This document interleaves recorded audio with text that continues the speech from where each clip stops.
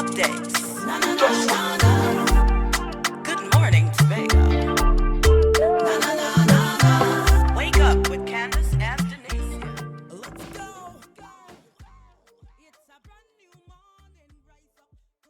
World Mental Health Day, but this week is also Fire Prevention Week. So we are being joined right now by Mr. Jude Rogers, who is a fire prevention officer in the Tobago Fire Service. So good morning and welcome to you, Mr. Rogers. A pleasant good morning to all the wonderful listeners. And my dear, we're having a wonderful day today, I hope. Certainly, and hopefully a fire-free day. Definitely. All right, so we're gonna get into our conversation this morning, and as we go through this week, we've been uh, talking quite a bit about just making sure that us in our homes, we know some of the things that we can do to make sure that we are safe from fires. And I want to start with some of the tips that we don't really think about in terms of, keeping our children safe and making sure that our children are not doing things to start fires. Okay, definitely. So, as we coined the particular phrase for this year's Fire Prevention Week, the international team says cooking safety begins with you. And that means fire prevention is everybody's business. So, the focus this year is on fires that occur due to cooking. And when we think about children and we think about the elderly, we realize that we need to put something specific in place for children. Just recently in Trinidad, we would have had an incident where a child would have been burnt badly as a result of being involved in hot water being spilt on that child. That child eventually died as a result of blood Mm. clots. So, what we've recognized is that the vulnerable in our society are our children as well as our elderly. And so think, therefore, of an elderly person who may be experiencing some sort of aging illness, let's say Alzheimer's or Parkinson's Exactly disease. me. Sometimes we have to stop those persons from actually cooking or being involved in the kitchen because they pose a threat to their own selves. Similarly, children, it should be a kids free zone in your kitchen. Children of below a certain age should not be allowed to get to the stove so that they can actually pull stuff down upon themselves and they can then become burnt or they can even start a fire. So we need to recognize this as one of the hazards that occur within our society. And how often do, some of our elderly and so on, how often are they involved in starting fires? Whether it's because of their dementia or Alzheimer's or all of these conditions that they face. Well, the statistics coming out of the fire service as we gathered data, we've recognized that for the year we've had 15 deaths due to fire throughout Trinidad and Tobago. And we've noticed that over 50% of those deaths are attributed to persons that are over the pensionable age. And that's a telling statistic because it tells us that our senior citizens are at risk. And whether they're responsible for starting the fires, inadvertently it may be accidental in nature because a number of fires that occur are due to electrical issues. In fact, I would even dare say that the majority of the fires are accidental in nature, but the main proponent here is that an elderly person, a person who is bedridden or infirm, needs to have special requirements put in place for them to safeguard them against the event of a fire. Mhm. And when it comes to cooking as well, what are some of those tips that we can exercise to sort of make sure that we are really being safe when we are cooking? Because as you mentioned earlier, they had that incident where the child fell into a pot of of Boiling lentil water. peas, and it's just it's sort of mind blowing how that even happened. But like what are some of the things that we can do to prevent things like that? Okay, so definitely some basic tips about the kitchen and being in and around the kitchen. You have lids that you have for your pots. We're asking members of the public when you're cooking, keep the lid for the pot close by. Reason Mhm. being, if there is a fire based on oil, you can easily eradicate that fire by covering the pot and smothering the fire by removing oxygen from the process. If you don't have the lid close by, you are not going to be able to respond quickly. Mm. Also, the handles of pots should always be turned inward towards the stove. Tip them or knock on them and flip the hot burning material onto your body, because you can be scalded by burning or hot material that is on the fire. In addition to that, we're asking persons to pay attention to your gas tanks. Check for leaks. How do you check for leaks? Each LPG gas tank has a particular a pungent smell that allows you to know if gas is escaping. If you smell gas, please do not light your stove. Do not switch Mm. on the light bulb. Do not turn off or plug out any electronic equipment, as they can be form an ignition source. What you want to do is to turn the gas tank off at the regulator, and you want to take that gas tank on outside and put it under running water. Ventilate the house by opening all windows and all doors, but definitely don't turn on any electronic item or turn them off. In addition to that, we're asking persons to pay attention to the holes that next to the regulator. Make sure that your holes are not in a rotted state or in a degraded state. And also look for dry rotting on the holes. I even tell persons that as you near 5 years of use, you need to look at your hose, and you may even think about replacing the hose with a new one. You may keep the same regulator, but you want to change out the hose. It all depends on the amount of usage and how you housekeep. So one of the other points is that your pots and pans should be clean. Your stove top should be clean. Mm. One of the issues is when you allow grease and oil to accumulate on the top of the stove, these are accelerants that can propagate the fire. And so just having a clean space helps with eradicating the possibility of a fire occurring. All right. Mm. Again, keep your area pet free zone. Do not allow pets to run wild or free in your kitchen, as well as children should know their place in the kitchen, and they should stay at least 3 feet or 1 meter away from cooking items, stove, microwaves, etc. And of course, always supervise your cooking periods. Set a time food will not get burnt and eventually cause a fire to start in your kitchen. So that's quite a lot of tips right there in that in a nutshell. Certainly. And one of those tips that we probably don't think about in our homes is the need to have a fire extinguisher nearby. I mean, we see that in an office setting, in major buildings and so on. But tell us about the importance of us having fire extinguishers and not just one within our homes. All right, so you very, very well. It seems like you had some training by the fire service, because you're right on point with that. One of the major issues that we recognize is that, and I know you're going to play the video or bring up the video, water, if applied to a fire in the kitchen, is going to escalate to the point that you can have the water molecules, they're literally going to turn into steam and cause the oil to flare up and spread the fire even further.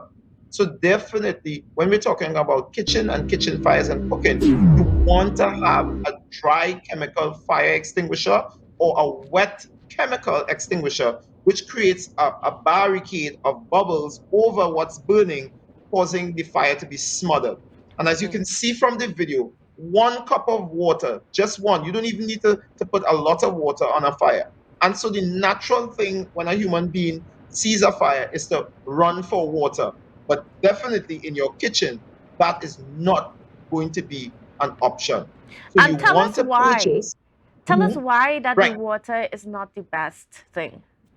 Right. So when, as you're seeing from the video, water, when it interacts with the oil, of course, water is less dense than oil. It is going to go to the base and the oil floats on top, but it Mhm. rapidly causes the water to turn to steam, and that lifts the oil out of the pot and splatters it up into the atmosphere. And that causes the fire to spread exponentially, causing disfiguring of whoever is in close proximity to that particular fire. So what you want with an extinguisher, the extinguisher does not cause splashing, and it covers the top surface of the oil, eradicating the fire from that point of removal of the oxygen from the process. And that's how you want to extinguish a fire that has an oil base. So it's And very important for us to understand that, because if we don't, we can cause great damage and harm to ourselves. and in the event that you don't have a fire extinguisher nearby, what is there anything else that you could use to extinguish a fire on the stove? All right, so I'm going to give you a old technology that we used in the fire service many years ago. One, if you cannot reach the gas tank to turn that regulator off, because that's the source of your fire. Hmm. The source of the fire is literally the LPG tank that is there down below, but you may not be able to access that. So we have, in those type of situations, you want to smother such a fire. If you have a very thick blanket, you can wet that blanket and cover the entire pot.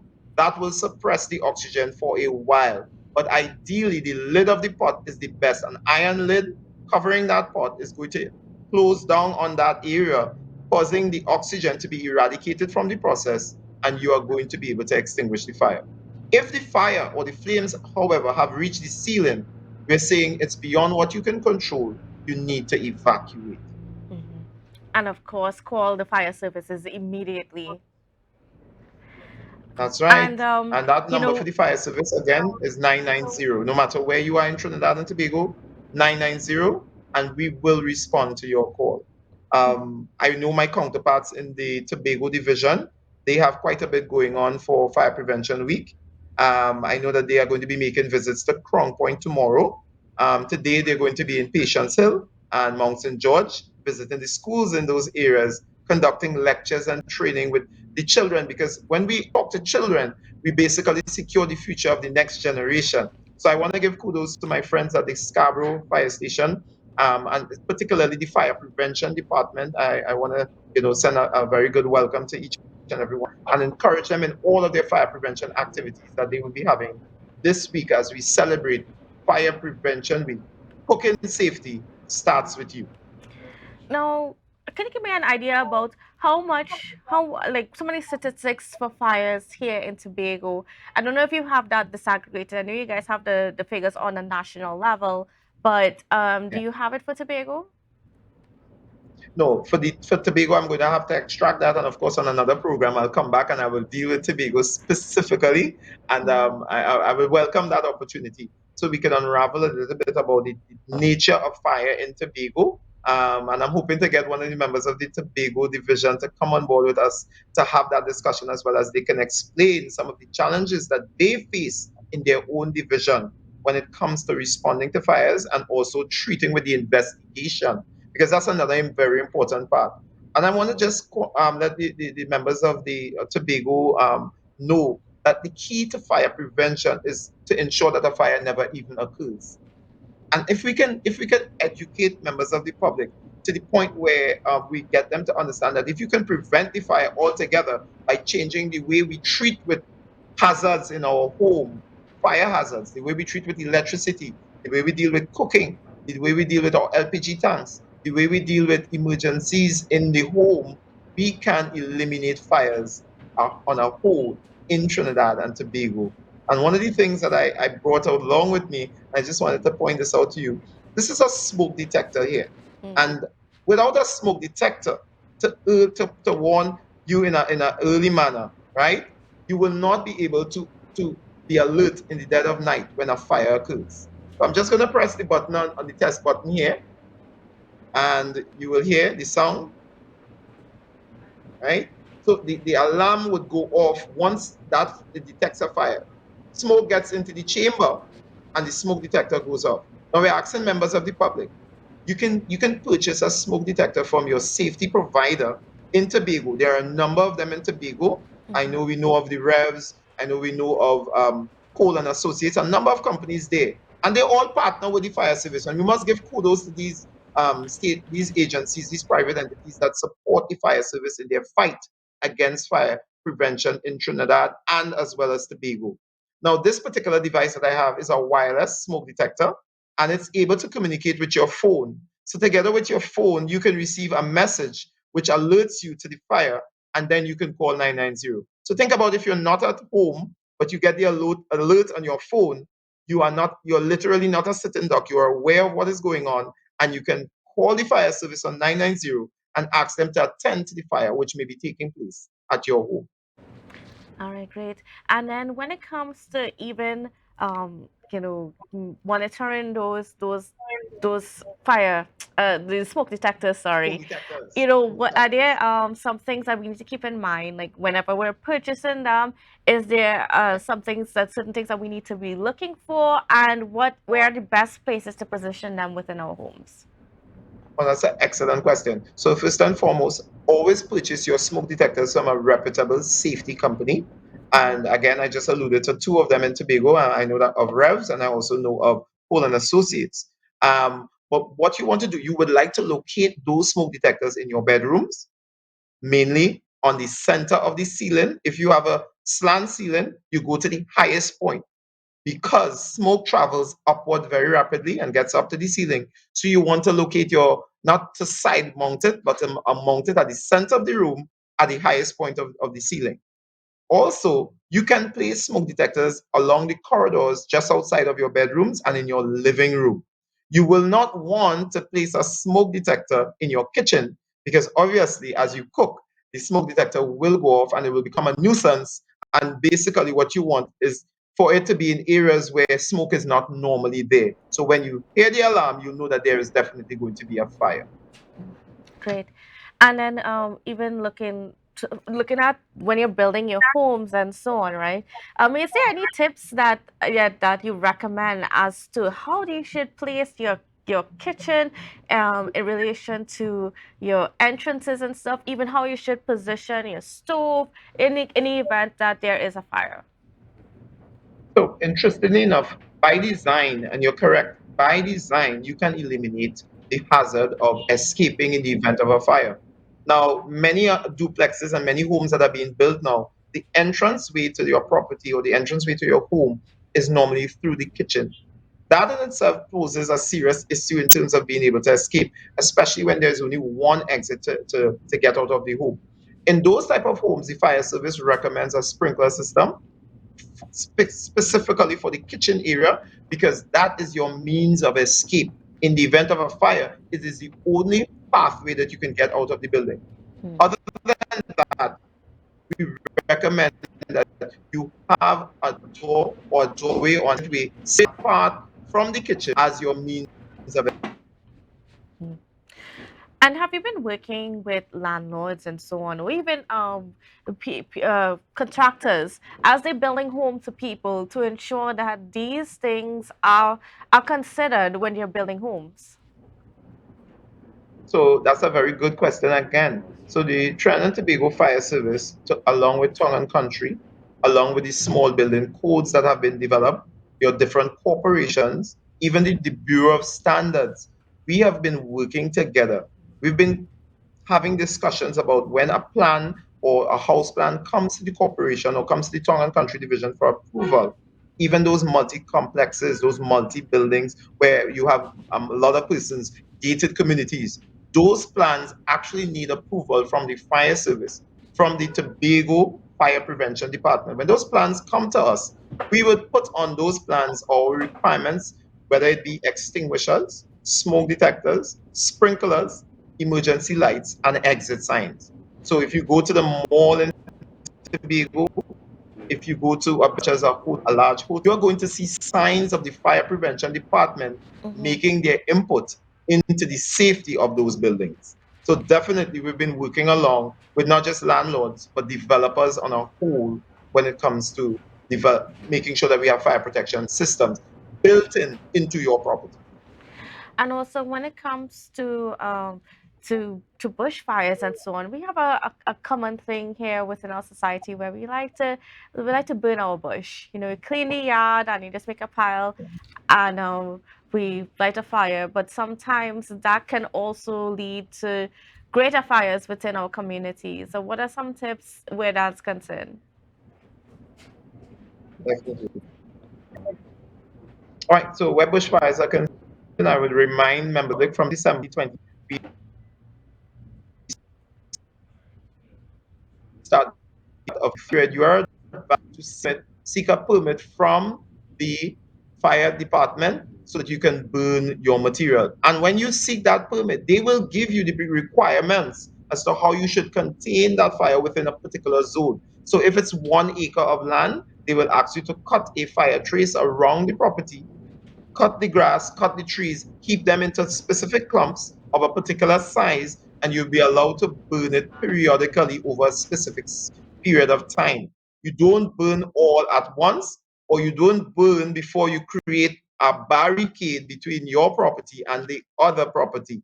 Because many bushfires, and you would even imagine wildfires can occur, especially when persons driving by discard of burning material. For instance, the cigarette butts, when discarded, can pose a great danger in terms of increasing the potential for bushfires. And I just want you to understand the beauty of the flora and fauna that is in Tobago. We don't want our main ridge, our areas of sensitivity to be our watersheds, the areas that provide water for the island, to be inundated by bushfires. So we are asking member public, please bear this in mind, especially as we're experiencing hot spells, which are progressing through the rainy season, because we've had record temperatures in Trinidad and Tobago like never seen before. And not only in Trinidad, but across the globe. Across the globe, we are having serious hot spells. So we must bear in mind that bushfire is a serious issue, and we can be the change, we can make a difference. So if you see And somebody with a cigarette, ask them to discard of it properly and not just throw it out the bushfire progress. coming back to things that you can do in your homes and so on. I also want to touch, as you mentioned, like cigarettes and things like that. Also touch on things like incense and candles. Some of the things that we like to, burn. I mean, it might be good for our mental help us to relax and so on. But those things can also contribute to fires. What are the statistics that you have that shows that, um, the way how candles might have contributed to some of those fires throughout the country? Well, it's very difficult to pinpoint that unless we get eyewitness reports or Okay. unless we would have had camera footage to suggest. But there's an interesting thing that you brought up, that yes, we have different types of items which are lit. We know the Diwali period is coming up in Trinidad. That's a big time for us in Trinidad.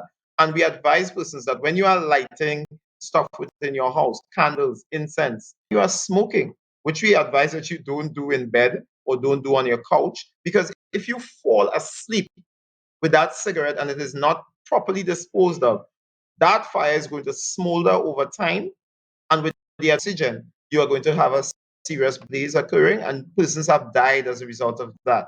So the key thing here is, if you have a candle, place it in a metal or ceramic holder, so that when the candle goes down and burns its remnant, that fire is not going to engage a wooden surface, plastic, or anything that can cause the fire to continue. So I always remember, candle use, incense use, please use metal containers, please use ceramic or non-combustible material to house those. So these are some of the advice that you will get from the fire service. All right. And then could you do you know how long we should be burning candles before, it might be bad? Or is there any recommendations for that concern? So definitely, again, normally the main time when people would use a candle is if there's electricity has gone. If Yes. electricity is cut for some reason, there may be a power outage, you use your candles, you use different devices. But listen, the key here is ensuring that if you are about to go to sleep, if you are about to get rest, you do not leave those candles. I can give you one instance here in Trinidad where a young mother came home and the electricity had gone. And what she did, she had lit the candle and placed it on top of the wall, which was a plastic top washing machine. She did not place it in a canister or something that was non-combustible. The candle burned all the way down to the plastic. The plastic melted, fell onto the curtain, and then ignited the entire room. All that mother could have done was escape with her child and get out of the home. And the entire room, the entire apartment was destroyed by fire. So we don't want to see these things happen or return. So we want to encourage members of the public. And in terms of fires within households, our statistics point to the fact that across the nation, we're having approximately 1.8 to 2 fires per day. That amounts to over 600 fires on an annual basis. I will get the statistics for Tobago to see what contribution the Tobago division has. But that's a statistic that tells me that we have an issue in Trinidad. And with that, the advent of 20 deaths by fires. For Trinidad, we've already reached the staggering figure of 15 deaths by fires, half of which are elderly folks and children being involved in those fires as well. And to me, one death is too much in 2023. So we want to eliminate death by fires and eliminate fires in our households across the board in Trinidad as well as the lovely Isle of Tobago. Is this the most amount of deaths that we've seen for fire for a year? What can you share us with that? Now, in terms of the most deaths, this we're still not up to the most deaths, and we really don't want to go back to those times we call what we call pre-pandemic. So we have figures that we're looking at post-pandemic, and we're Mhm. moving, telling you the figures are ramping back up to pre-pandemic figures. So we're talking about before 2020, we would have had figures sometimes would be between 20 to 25 deaths. So we're heading up to 20, and we really would not like to see us change. Hence the reason why the Fire Prevention Department, during period, Fire Prevention Week, we are out there talking with citizens. We're going to see fire officers from Tobago visiting your region, like I said, for them in Crown Point tomorrow. They're going to be there because they want to speak to the persons who are involved in the smaller kitchens, or roadside vendors, and we can give them healthy tips. I don't want the vendors to feel as though the fire service is coming down on you, but they're there to aid you and encouraging you in the best practices when it comes to fire safety. If they tell you that your fire extinguisher needs to be serviced, you take your fire extinguisher to a reputable safety company, like I've mentioned before, have it repaired in service so you could protect your stall, your business, your kitchen. A lot of persons are cooking in store bay along the stretch there, and it's wonderful food and it's good for tourism, but we also need to be safe and keep our citizenry and our guests to our island very safe.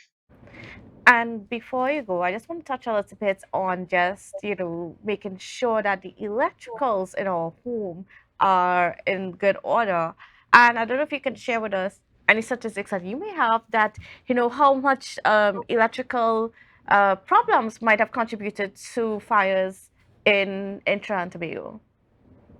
And that's an interesting question that you ask. And electricity seems to be one of the number one causes of fires, but not just electricity in itself, but when we have faults in our systems. And I want to let the nation know that we need to take some level of responsibility for that. And I'll tell you how.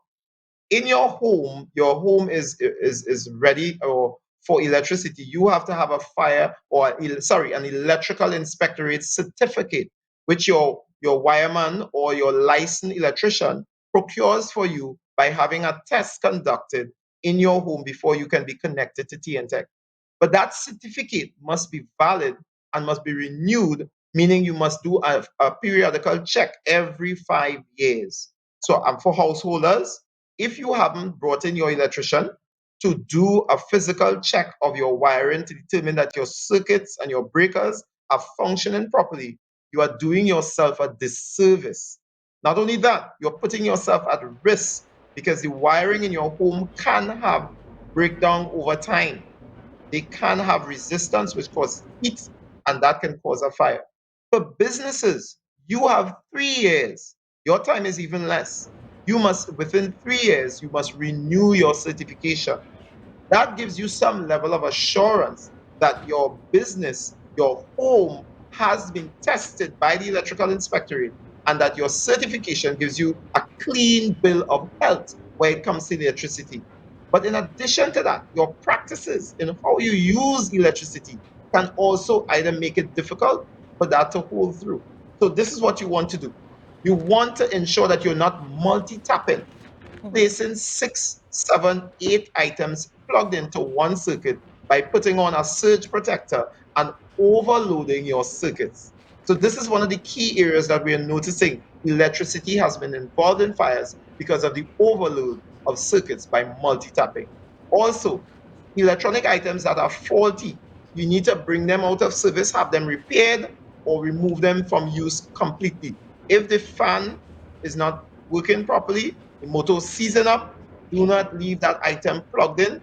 that motor will seize, it will heat up, and whatever combustible material is in close proximity, it will ignite, and you will then have an ensuing fire. Similarly with heaters, similarly with microwave, and all these electronic items that we have in our home. Pay attention to fire prevention, ladies and gentlemen. Remember, cooking safety starts with you as we progress through Fire Prevention Week 2023.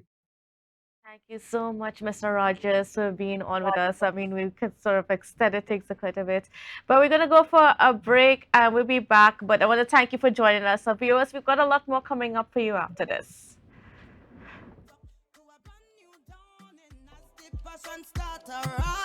The energy fill the skies. I say, thanks.